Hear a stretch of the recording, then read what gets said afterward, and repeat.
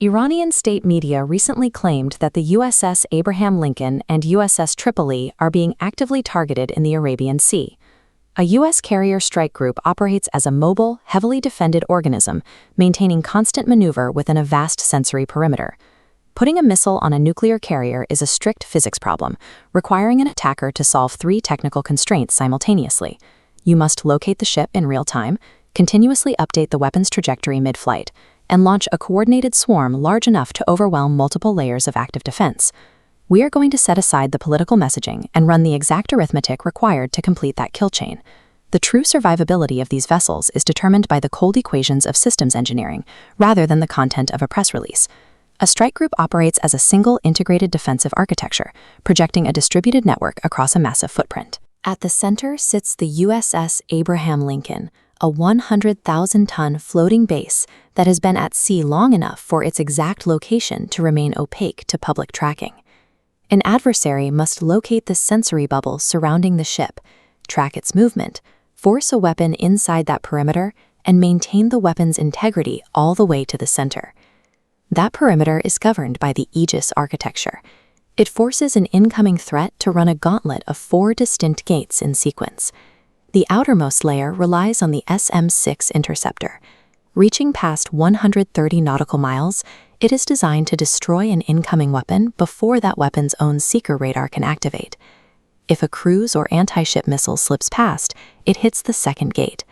The SM-2 Block 3IB establishes an area defense zone designed to intercept targets at roughly 90 nautical miles out. Weapons engineered for high-speed evasion that breach the second layer immediately face the Sea Sparrow missile, targeting maneuvering supersonic objects within 27 nautical miles.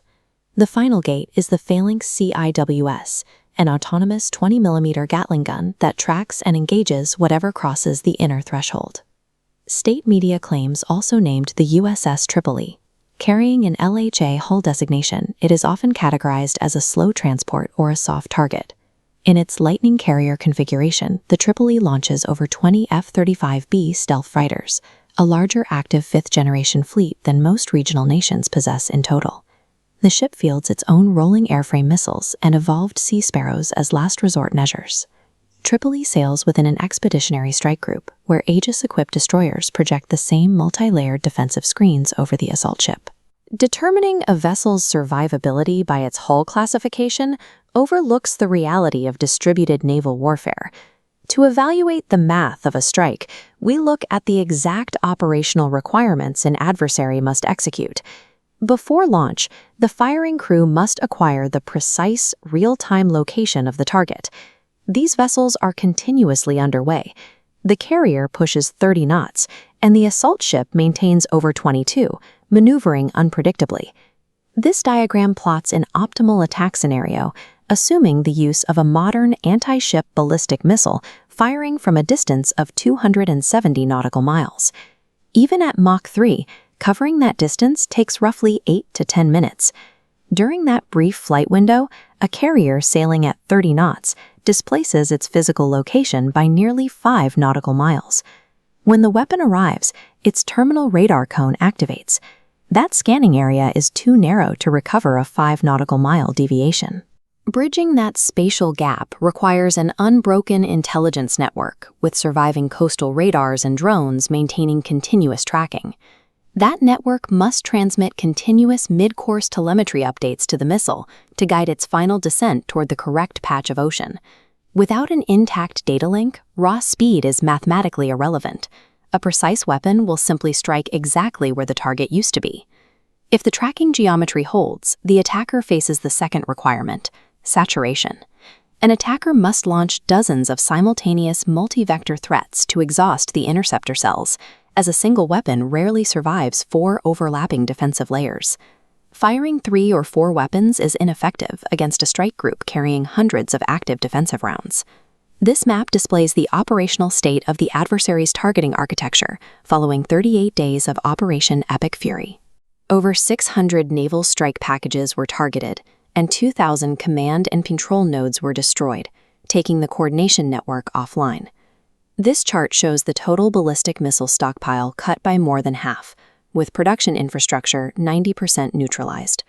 To achieve saturation, surviving mobile launchers would have to coordinate a perfectly synchronized salvo without a central network. Any launch preparation alerts surveillance assets, triggering a counterstrike before the required volume of weapons can leave the ground. Lacking the sensor network to track the target and the synchronized volume to overwhelm Aegis, the mathematical probability of a successful hit falls toward zero. The technical requirements for a successful strike remain unfulfilled. Given the current telemetry failures and inventory collapse, the ships appear safe from current kinetic capabilities. This raises the question of why the adversary broadcast the claim into global diplomatic channels despite these physical constraints. The Aegis architecture models and engages kinetic threats moving on physical arcs. Each layer tracks and neutralizes objects with a defined mass and velocity. The state media claim was not a piece of hardware. It was a psychological signal. Information warfare travels instantaneously, possessing no radar cross-section and requiring no mid-course telemetry. 50 years of development have optimized these systems against physical projectiles.